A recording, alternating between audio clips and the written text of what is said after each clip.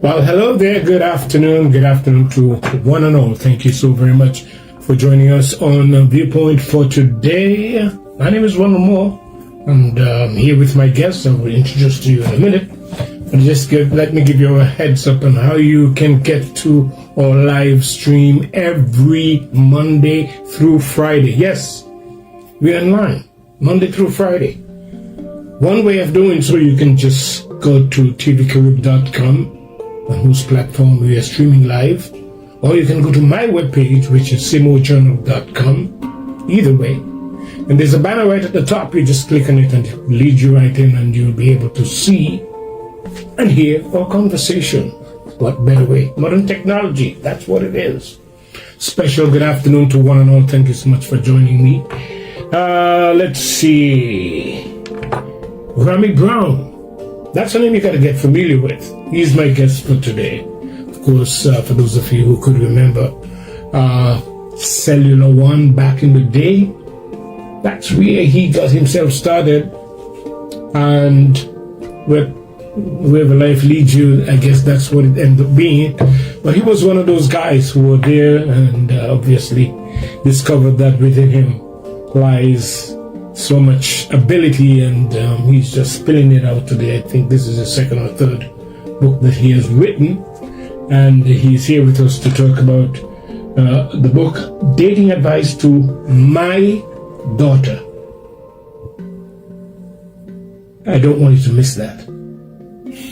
My daughter. Meaning, of course, the advice that he gave to his own child. He's by no means, making a statement that he knows it all, because every experience is different. But maybe there is something you can draw from it. So let's dive a little bit into his timeless wisdom on navigating modern relationships for young people. So if you have a daughter, or you have a family member with a daughter who is dating or who's about to start dating, I think the most important thing is you need to have a relationship in your family. Because many of our families today, daughters and whoever else, with their mom alone or having to navigate life on their own and end up in so many different places. So whatever we can draw from this book, let's spend some time with Gramey Browne, who is here with me. Good afternoon, sir. Thank you. Good afternoon, Mr. Moore. For making your time available. Well, and you make sure that I had a copy of this book, so it took me about a couple of hours to read it. Quite a couple, a little bit under, okay. But I committed myself to reading it because I wanted to see what the content. When did you first discover that writing ability was there, or did you know that you were going to ever be doing something like this? No, that was not in the plan. And from my first book, I make 5-year plans. and this is the last year of my last 5-year plan. And in this, books was not in the 5-year plan. And now I'm coming up. I've already published 3 books, and I'm going to do the first book, Learning the Business of Life. I realize that I can do this. It's basically telling a story. That's basically it. Yeah. And I have an editor who can edit it for public consumption. Yes. And then I have a publisher who can help me to publish it. So I have the tools. I just got to use them. Yeah. Yeah. So you started with the idea of business, which should tell your whole story. I remember that one. Yes. And now you felt that it was necessary for you to share with the world some dating advice that you may have applied. I'm saying maybe because I don't know. I've applied some of them. It was a long time ago. and some of them I could say I applied them and I was not successful with them because of different reasons and circumstances. Yeah. And then from observation, now I'm a husband, I'm a father. Yes. Me and my wife are together for 27 years. We're just celebrating our wedding anniversary, 23 years. So now I can actually look at things without being involved in it and have an objective opinion. Yeah. Your background is supposed to help in some regard too as well. from reading Dating Advice to my daughter, I realize you do have some spiritual background. Yes. That is important, because once that is established, then the content of this conversation, as well as reading the book and what people would be hearing, has its foundation on something that is important. Correct. I said as a father, a husband of Christian, American, and Caribbean influences. So that speaks, it tells you where I'm coming from with my point of view. It's not, from a political point of view, I'm not coming as egotistical. I'm not coming from science. I'm not coming from some grandiose ideology. I'm coming from basically from a cultural and spiritual and basic reality standpoint. This is what is real. This is what is happening in the world. These are the real problems. There's no hypotheticals. And I keep it very simple. As you realize, the style I write in is a very basic Caribbean style, where it's easy to read, it's easy to understand. There's no big words. You don't have to look up a word for the most part to see what it means. And it's almost conversational, articulation. I would have to somewhat disagree with you here, because, well, that could have come from your research. Because in dealing with this book, I realize you use some examples of the ancient times. Yes. And you're talking like this sounds like. I did have this. I quote some scriptures also, which I had to research because I didn't know. I know it says it in the Bible, but I don't know where. And so I think my sister-in-law was the first one when I say, she's like, I know that. Where in the Bible is it? And I'm like, oops. You know what? I'm going to get that. And then I have to do the research and get the Bible scripture and place it in the book. So people can go back and know that I'm not just saying something. It is written, not by me. Some of it is written 2,000-3,000 years ago. And if we have Christian backgrounds and we live within the Christian faith, then it applies to us. Correct. Very good. That was my only point of contention. Okay. Because you did in fact make reference to ancient times and how women and men, especially when dealing with the gender issue. And age. Yes. Because you also talk about dating somebody who is older than yourself. So what do you tell your daughter when it comes to don't ever date somebody who's 15, 20 years older than you are? Actually, I never told her that. What I said to her is, the older you get is the older you have to go. She, in the beginning, first conversation is like, I think she was about probably like 19, 20, we started having these conversations. She's like, maybe 5 years older. I'm like, okay, 5 years older is okay, depending on what age you are. Because one thing I say in the book, men don't get serious about family for the most part until they start approaching 30. So if you're 20 and you're dating a 25-year-old, you're both probably in college, that's fine, because you're starting the foundation and you're going to grow together. But if you're out of college, you're 27, 28, you definitely have to go deeper into the 30s. If you're dating for family, you want to get a husband. If you're just dating for casual, it doesn't matter who it is. You know what I mean? Date your own age, whatever. But most younger women, you want to go lately. I think when we had the conversation about 22, she had agreed to go 7 years older because she started to understand guys at her age is like babies. Yeah, because we mature 3 to 5 years behind females. And I said that in the book. I mean, maybe we count men are from Mars, we are from Venus.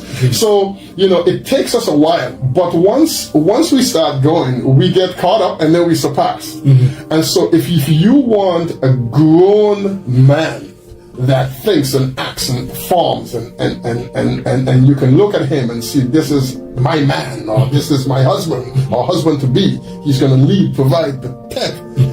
He has to be grown, not just adult. He has to be grown. He has to have built himself, because that's what we are taught as men, as boys, as men, right? Until you get built, you can't just you got to fill your cup first, and then you worry about. So he had to be mature. Yes, he has to be emotionally mature. He has to be socially mature, and he has to be able to lead, provide, protect. Yeah, there's a lot of things in this book that I really want to talk about. Okay.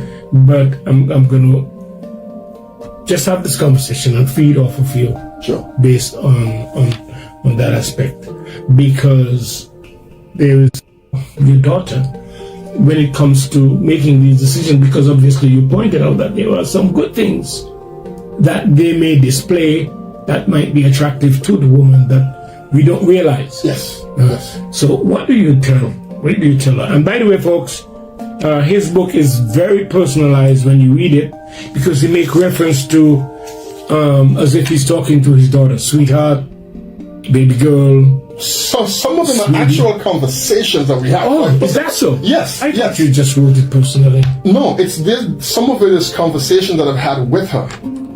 Ah. So it's yeah. Place it in the book. So I place in the book as a father talking to his daughter. Yeah, but at the same time, that's my own concept of reading a book. Yes, it was like you speaking to your daughter. It doesn't necessarily mean that it would work for everyone. Everyone, no. Each one is its own. It's what you can take away from it. Yeah. In terms of the guy walking with his pants off, so people learn from examples, right? So if we're a family, or I'm just with her and we're walking the road and I see a guy like that, I pointed out to her. I said, don't bring me home one of those. Yeah. And she's like, oh, hell no. So, and then you say it once, twice, 3 times. Over the years, you realize, no, she's definitely not going to do that. How do you answer the why? Come for that. How do you answer the why? If she had to ask you, why not? Well, we didn't get there. So I didn't have to worry about it. Then what did you see? I would have said, that's just, it's very ghetto, it's very, and I would explain the history of what I've heard it came from. Yeah. Right? It's basically, for those who don't know, it's guys who are in prison and have themselves as an option for protection. Basically for sale. So available. You're available. Yeah, you're available for services. You think some of these young men know that? I don't know what the percentage is. I think some do know because it's been broadcast, it's been said on Facebook, it's been said on social media. But they push it aside. They're like, I'm not in jail. It's like, if this applies in prison and I'm not there, it doesn't apply to me. It doesn't say the same thing in the free world. Mm-hmm. But you are portraying a behavior that is portrayed in a certain societal or small societal culture in the free world. It makes people say, okay, you're not looking for the same thing, but why are you so stupid to advertise something that you're not looking for? Because that's what you're doing. Oh no, yeah. Yeah. In some cases. In some regard. Yeah. Yeah. Mm. You are basically saying, I want men and the public to see my way in. Why? I'm available. I'm available. That's basically what you're saying. I don't think many of them do know what it means. It's just a style of wearing, and folks, we're talking about wearing your pants halfway across your butt. I mean, your underwear is shown. They walk where they can't even step. They have to go like this, which is like, how are you comfortable like that? But I guess if you do it long enough, it becomes comfortable, but it doesn't make any sense. Yeah. But some of these people are not told, how to carry themselves, so they are left up to themselves. Right. They didn't get much of a guidance. And maybe not a bad person per se. Not necessarily. So, no. If you have some kind of, what would be the attraction to such a person by a young lady? Some women, some young women with not the proper guidance, if they grow up around that, right? Because that becomes normal. And when it becomes normal, then everything else outside of it becomes the abnormal, right? So that becomes, it's in the neighborhood, it's done by the neighbor next door. If it's done by an uncle, a father, if they see it as normal behavior for the men around them consistently, and it become acceptable to the ones who they look up to or who they have a relationship with, it becomes normal for them to be attracted to someone, and they may basically ignore that completely. We're seeing it from the outside, but they are so close to it, they don't see it at all. They'll be like, his pants, what happened to his pants? And they have to look to see what, you know what I mean? Because they're not seeing it, because it's so ingrained in them already. It's so normal that, yeah. Sometimes when you see it, what I would see sometimes is they would often have to lay hold of the pants. Yeah, they walk with one hand holding it. And so again, it doesn't make sense. So you're telling your daughter, don't bring one home. Yeah, don't bring one of those. And she's like, oh, hell no. Now, if she says, why not, like you said, then I would have to explain a lot more. But there was not. You didn't get there. I didn't get there. Yeah. All right. The relationship motives. This is something that sometimes things just happen because of frequency. You might go to a job, and while there, you on a regular basis run into one of your colleagues. That can lead to a relationship. So, how do you establish what should be the motive for a relationship? The motive is very personal, right? But if you don't have conversation, and I'm gonna say, if you're not exposed to a certain thing, you could get roped into it without being aware that you're roped into it. So, if you're gonna date, you have to know why you're dating and what outcome you want, right? Because if you don't know the outcome you want, it means whatever the outcomes are open. And if you don't have a standard, then you by default, you're going by the other person's standard and what they want, because you don't have anything, right? And so you have to be clear. Do you want to date to get a husband? Are you dating to just have intimacy? Are you dating because you can advance your career? And this what happens in the real world. And older people date for companionship and convenience. Right? Yeah. And some people date, you're in a new market, you're in a new area, you want friends. So it's not about intimacy, it's not how hot she looks or he looks. You just want to start to make friends and go out with someone. And so anyone that you have a cool conversation with and you feel comfortable with, and they say, hey, you want to have a coffee? You want to have a whatever? You say, fine, and you go. But you have to know why it is you're going and what your boundaries are and what outcome you're looking for. If you're dating just for intimacy, well, that's easy. You go on an app, you swipe left, you swipe right, whatever, and boom, it's done. 24 hours. You're not. What's the value for dating just for intimacy? You have to ask the person who's doing it. Because that's the value, that's the outcome that they want. So I can't. So when that changes now, well, hopefully it changes, because how long can you continue like that? That's why I have a chapter, Daters for people who date as a lifestyle. And yeah, you go through it in your 20s. I think it's called a whole phase. 20s? Yeah. Even up to 30s. And yeah, they do it too, yeah. It's all based on what you see. Right. What it looks like. And it has a name. It's branded. It's called a whole phase. Not whore, but whole. Whole phase. And how do you spell that whole? H-O-E? I think it's whole phase.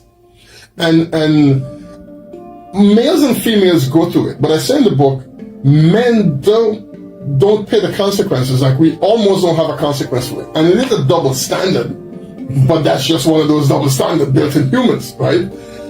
When females go through that, even with all best intentions, when they want to get out of it, they still find themselves in issues, because you've lived your the last 10 years living your life a certain way and being comfortable. The moment you want to have a serious relationship where you have love and feelings and conversations, and you want to start a family, that probably would never come then. Everything changes for you. Yeah. Because you can't be that person who you were anymore. Now you're sharing your life with another person. A whole other person. Not a half of another person, a whole other person. Now what do you do? When in fact, at a given stage, you're sharing it with several other people. Several other people. Yes, because the motive is different. It's different, exactly. And when your motive change, it's not just a motive that changed. Now you're dating with a different purpose. You want a different outcome. Now you have to change your whole mind. You have to change your whole attitude. And you have to also make sure that other person accepts you with your past. But exactly, because you live in the United States, where I'm sure where you're at, you probably don't even know who your neighbor is. No, but I know the guy on the right, the left, and in the front. That's it. Yeah. Exactly. Yeah. But in a small community like ours, your life is already an open book to everyone, yes. So it's going to be more difficult. And I say, and especially for those ladies who want to date, whether it's the high value guy or the high earning guy or the guy with a higher socioeconomic standing, this guy doesn't want to walk into a meeting with you on his arm, all nice. Look at my girl. Look who I got. And then there's a few guys giving him a high five. Boy, yeah, boy, she good, boy. Like it doesn't work. So all this last 10 years of history that you had now comes back to haunt you. So you would say to your daughter, such a life is wasted. It's a complete waste. It's a complete waste. Even because there were some women who had professional services careers and they find husbands still, but it's very rare, right? Because someone will say, but look, Jenna Jameson. Yeah. Yeah, but how many of her are there? There's not a lot. So you go back to that 80-20. What's normal, what's abnormal, and you have the anomaly situation where you say, yeah, but this woman at 55, she got married. This person at 20, they got married. How much of those are there? Is it normal? And it's not. And what about you who are living in a closely knit family would be able to tell where your daughter is, although sometimes you don't know everything. They can be living something very personal that you have no idea about. Depending on the person, the father, because you would probably want to be in every area. You gave her a certain amount of liberty, right? But at the same time, you're not naive to knowing that certain things look fishy. But you have to sit down and have a conversation with your daughter. Because when someone has information, good information, real information, they tend to make better decisions based on the information they have. If you don't have the information, then you're basically still making a decision based on information you have, but it's based on a lack of information. And you increase the chances to make decisions that you would not have made had you had the information. So how important it is then for fathers to be involved in their daughter's life? Oh, very important. To the place where they can share this information. Because very important. Without it, they're prone to making mistakes. It's conversation. You gotta have, like I said in the book, a lot of females get information about males from other females. But that information that you're receiving is based on the choices of those other females. You're not getting information about men. You're getting information about the men that they chose to be with and their experience that they had. If you want to know men, you have to be around them. I think Steve Harvey said men and women can't be friends. I said the complete opposite. You need to be friends because you need to understand the man, the male, right? And it should start from teenagers. Boys and girls are, they play together, they should hang out, they should have play dates, because you are, why is he doing that? You're going to get the female perspective and you're not going to get the man perspective. Hence I started having a relationship with your daughter is an important place. It's very important. Fathers and daughters are like the dating pool you're going to have access to. You could go with John today, go with Henry tomorrow. It's not dating in the sense, because when we say dating back in the day, for some people dating is a relationship. Yes, dating for me isn't a relationship. It's you date to then build a relationship, or to get into a relationship. To get into a relationship, because it's like the fact finding. It's like a job interview. Yeah, But some people go very far for dating. They even get involved in having intercourse. Yes. And if two they people, may think that's what dating is, right? So if two people connect, that's why I say, what are you dating for? Are you dating for intimacy? Are you dating for long-term relationship? Are you dating to get a husband?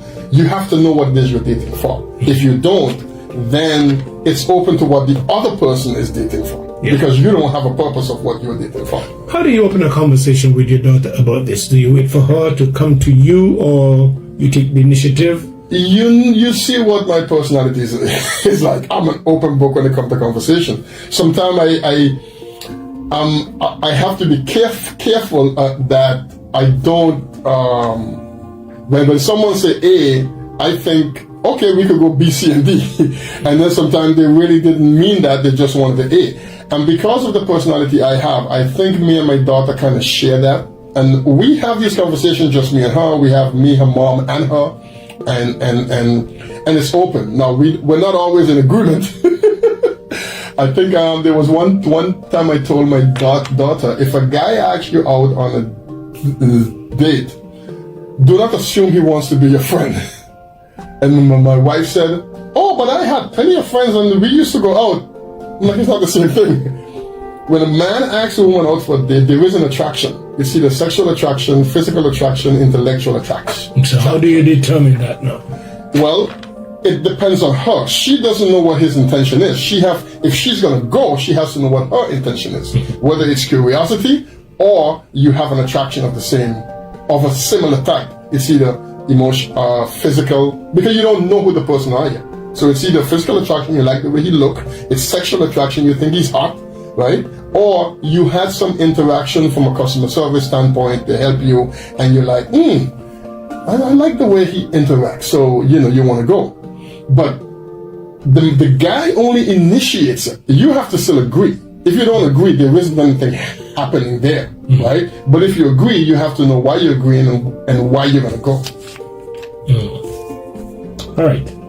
You strongly advise against dating as a network tool, meaning, of course, that if you would consider dating to be meeting with somebody on a business level, that's not a good idea. That's not a good idea. Wow.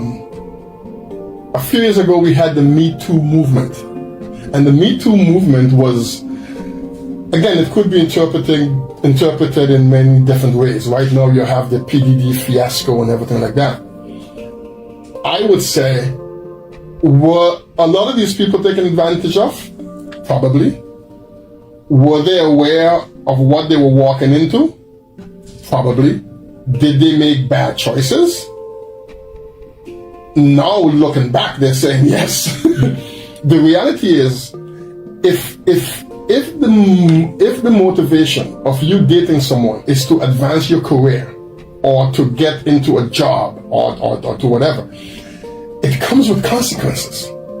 Because what happens if you come to me to look for a job, I give you the impression I will hire you if you sleep with me, and you don't get the job. Right?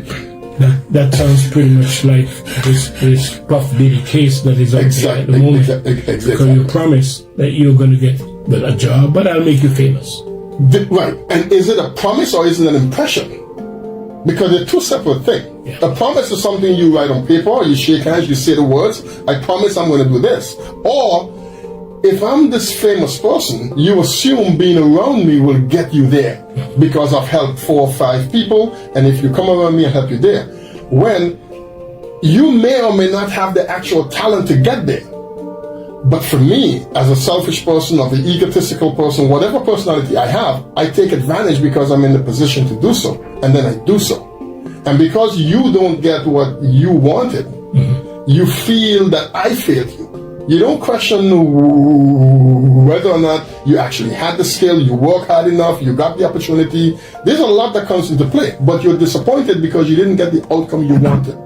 And for whatever reason that is, after the fact, it creates a lot of negative. There's nothing good comes out of it. Right? What you said, there's a consequence to it. What's the consequence? The consequence is it's so many options. You could be labeled as a disagreeable person. You could be labeled as a whore. You could be labeled as someone who is sleeping around to advance your career. You could be labeled as a no talent. And then there's the personal consequences where you can spiral out of control with a lot of animosity, resentment. You could suffer from a lot of personal stress. You could be depressed.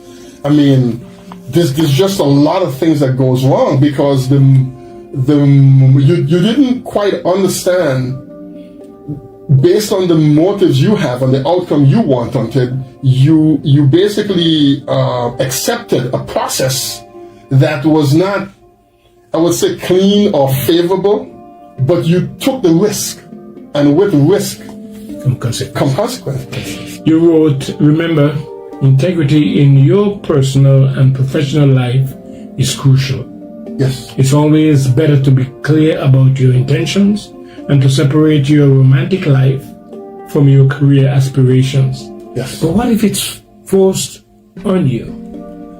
Forced? To the point where somebody is making you a promise. Listen, if you come to work with me, I'll make you manager of the store. So that's not a force, but that's a promise. That's a promise. Yeah. And that's where your boundaries come in, right? Again, it's still your choice. The female, I also say in the book, when it comes to intimacy, a man cannot be intimate with a female without her consent. There are laws on the books that makes that illegal. It's wrong. It's not just wrong. It's against the law. Yeah, but it's not for everybody. For some people, that is out the window. But in our culture, it's not. So when you make a decision to say, well, okay, if I sleep with him, I'm going to get a promotion, or he gave the impression, or he said it, and then you go and you do it, that's a choice that you made. And there's choices and trade-offs. Mm-hmm. The trade-off in your mind based on the promise is great, and you made a choice to do it. When it doesn't happen, that's where people get bitter and have a lot of resentment, and you have the scandals, and then it comes out in the public domain. In the public domain, people choose sides and everybody has an opinion, right? And they're not often all what you want to hear. And now what happens now? Then you get into that depression and and everything just goes downhill from there. Dating advice to your daughter. That's basic. That's the book that we are featuring today, and the author of the book is Gramey Browne, who is here with me on Viewpoint for today. How can they get this book? So the book this is going to be crucial for those persons who are already convinced that you're making some good points. And it would be good to have something like this to give as a gift to a daughter. So the book is available on Amazon. If you just type Gramey, Gramey, Browne, Browne, you will see all my books on Amazon. You can also get it from my website, GrameyBrowne.com. It's GrameyBrowne.com.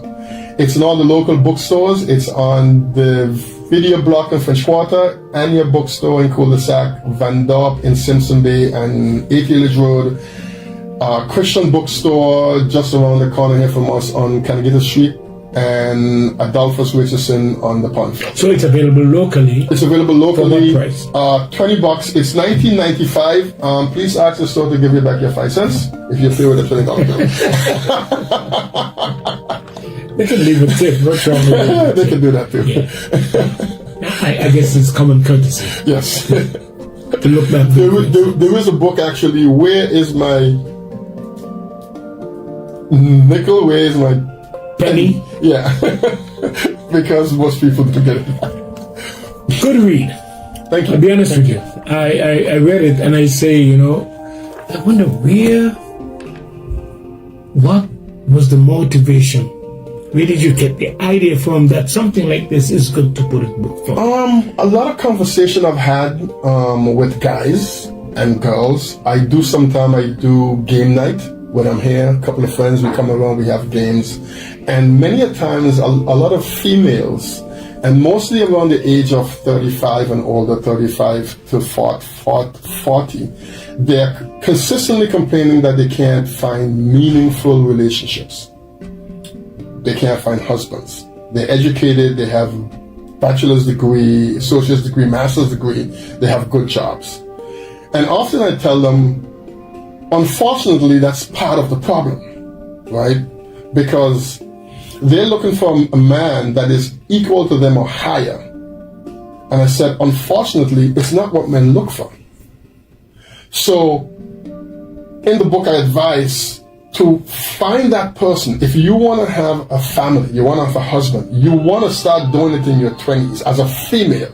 Men can wait until they're 40, 45, 50, 55. We can put career first. Females have to say, okay, if I'm a career-driven female, and you want to have a family. And you want to have a family, you have to prioritize the family before you prioritize the career. Correct. Because after a certain time, you can't exactly. There is a biological clock on you. Yeah. Men don't have that. Yeah. It's a double standard, but that's how it is. That's how it is. And while a guy can prioritize career and wait till he's in his 50s to start a family, when he does decide to start a family, he has options. He can go all the way down to 27, 28, 29. He's not looking for a 40-year-old. Yes, you can still make a child. Plenty of women now, because of modern medicine, can still have babies at 40, 42, 43. But a guy at 50 is not looking for a 40-year-old to start a family with. This is just not normal. No. Is there one or two? Mm-hmm. Sure, but it's not the norm. In your view, what are the age bracket that you think, especially when you're giving consideration to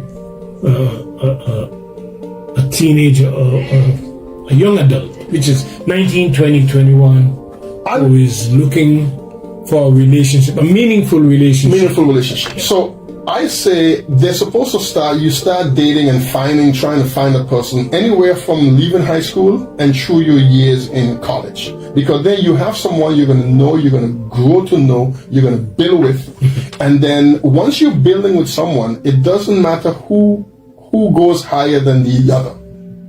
Once you come out of college and you come in the real world, the people you have access to is not the same as you have in college. In college, you're going to school and you're socializing. It's a different audience. When men come out of college and they come in the real world, they're on a pursuit to build themselves. Because no one wants you unless you're built. In college, they do. Right? And when a female when she leaves college, university, and she's in the real world, now you have a job. You have a job, he has a job. Where do you find the time to get to actually know each other? And that's why, no, we're in a hookup culture. No one has time to actually get to know the other person. Because you're working 8 hours a day. It takes you an hour and a half to go to work, an hour and a half when you leave work, and then you need 8 hours sleep. That's already 19 hours. There's only 24 hours in a day. So now you're not giving... You almost don't even have the opportunity to really get to know someone, and then where do you meet them? Yeah. So you want this guy, you want him to be this, that. Okay. Do you know where you're going to meet him? Do you know where guys like that are? Do you know where they hang out? Yeah. And then you have to physically go there. Yeah. So they can see you, because for the most part, men initiates dating. Yes. Unless you're the female that can walk up to a guy and say, hey, you don't necessarily have to walk up to a guy. You can send a message. You can watch a certain way. You can look a certain way. Yeah, right. But you also have to have that soft skill. Yeah. Most women don't have those soft skills. And plenty of guys know, because even many women say, but why are guys not approaching anymore. Yeah. That's a problem. With the lack of soft skill that certain females has, over time, men stop approaching. Could that be as well lack of social behavior? Yeah, it is. Because some women can be very hostile to the point where you wouldn't even dare try. You won't even say hello. No. Like the simple, and I say in the book, the simple human interaction, one person says hi, the other one says hello. And read something completely different. Exactly. So if you can't get past hello, how are you going to cultivate a relationship with another human being? Oh, by starting. Sometimes you give a compliment. I notice these days when you give a compliment, it's offensive. You know, some people take it. Some people, yeah. And, then, and some would be generous enough to say thank you. Thank you, yeah. And now on social media, you're hearing a lot of the reverse conversation. First, you were hearing, why can't guys step up correctly? What is correctly? And I said, when I was a teenager, even in my early 20s, maybe 2021, you know how much courage it takes for me to walk up to a girl and say, hi, my name is Calvin or Gramey, I really like you. It takes a lot. You know, and then you get there, but what happened and then today? she just sucks her teeth and walk away. Yeah. Okay. What would likely happen today? Today, in that behavior. Well, over man walking up to a woman and saying, "Hi, hello, you look nice." I'm interested in you. Yeah. And from what I hear from guys, most of the women, especially we're talking like the women that are, let's say, on a scale from 1 to 10, average becomes 4, 5, and 6s. Plenty of them, like, they will just turn their head because they think that your approach should only be based on their liking. They don't understand that your approach is based on your liking, right? And when a guy looks at a girl, I may think this lady is a 5, but you may look at her and say, "Man, I'm seeing an 8." And if you see an 8, you're gonna pursue the 8 because she's an 8. You know? But she doesn't understand that the reason you made an approach is because you basically saw the cover of the book and you're interested, so you're coming up to read the synopsis by way of interaction. There's another topic that I wanted to talk to you about. I'm out of time, but if you can briefly touch on it. Why is it important for you to have the discussion about masculinity and femininity? And what are the differences that a young lady who is contemplating dating should know? So, ladies, I say men are masculine by nature. We're built that way, right? A lot of guys would say a lot of women are too masculine. Should a woman be masculine? I say yes. She has to be both feminine and masculine. Feminine, of course, is what is who she's supposed to be. She's makeup, that makeup. Right? That makeup, that core. She's loving, she's kind, she's nurturing, she's soft-spoken. She is the counsel for her husband, her mate. But her masculine trait is for specific things. 1, to keep away unwanted, advances from unwanted guys. She needs to be masculine when, even if it's another female coming into her space within her and within the relationship she's in, to bring whatever ideology that she has about her relationship. You need to push her out, right? And she also needs to be masculine to take care of her children. Otherwise, they're just gonna take over and do whatever they want. You need to shut that down completely. I happen to read that whole chapter, folks. There's a lot more that he can say. Exactly. No, because we don't have the time.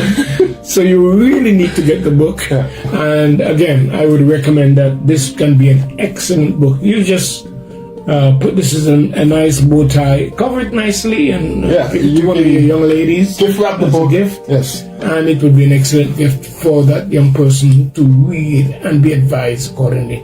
One of the pitfalls that we have is in our society today is the fact that we don't have much of these type of consultation between father or parents and children, father and daughter, father and son, because we have a lot of single parent homes, and to have this. I also address that single parent by choice and single parenting by no fault of their own. Yeah, and they come from two separate areas. On Friday, I'm going to be at Spices of India in Maho, where I'm going to officially launch the book. I'm going to be there. I'm going to have books for sale. I'm going to be signing books. You can come by. We can have a conversation. You can ask me questions. I'll answer you. Say that again. Spices. On Friday, Spices of India. It's an Indian restaurant in Maho. And on Saturday afternoon at 6:30, I'm going to be at Pineapple Pete Restaurant in Cold Bay. And I'll be doing the same thing. I'll have books on sale. I'll be signing them. I'll be available for conversation. You can ask me questions, and you know, whether it's something for you that's personal, and I'll give you the answer that I would give to my daughter. Yeah. This is interesting. I still haven't got to touch all that I wanted to. You want to go quickly? But no. We out of time? I have no time.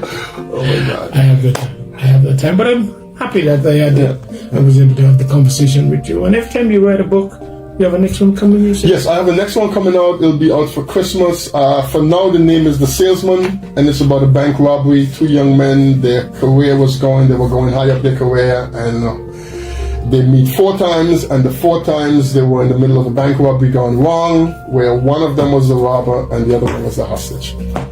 And that's going to be the final word for today, Tuesday on Viewpoint. Wendell Moore here with you, and Gramey Browne, who has written his recent book, Dating Advice to My Daughter. Again, you can go to Spices of India and Pineapple Tea. Pineapple Tea as well. Friday evening at 6:30 at Spice of India and 6:30 at Pineapple Pete, and you get the book signed. You can purchase the book. I'll sign it. I'll autograph it for you, and you can ask me any questions. That's it, folks. Thank you so very much for joining us. We'll be back again tomorrow, God's willing. An invitation for you to join us then. In the meantime, take care of yourself. Enjoy your Tuesday. Bye.